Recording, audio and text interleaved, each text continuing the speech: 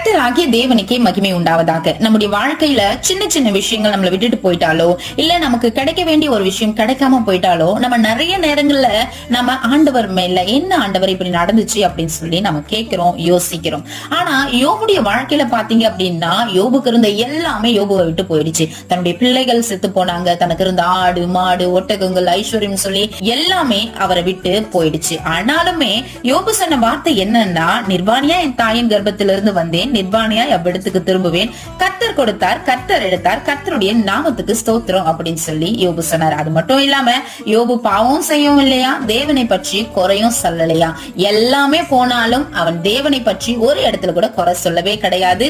அதுலயும் தேவனை பற்றி மகிமையாய் அவர் எண்ணினார். அது போல நாமும் நம்முடைய வாழ்க்கையை விட்டு எது போனாலும் ஆண்டவரை மகிமைப்படுத்துகிற பிள்ளைகளா இருப்போம். தேவன் தாமே நம்ம நீதிமொழிகளை நடத்துவாராக. ஆமென்.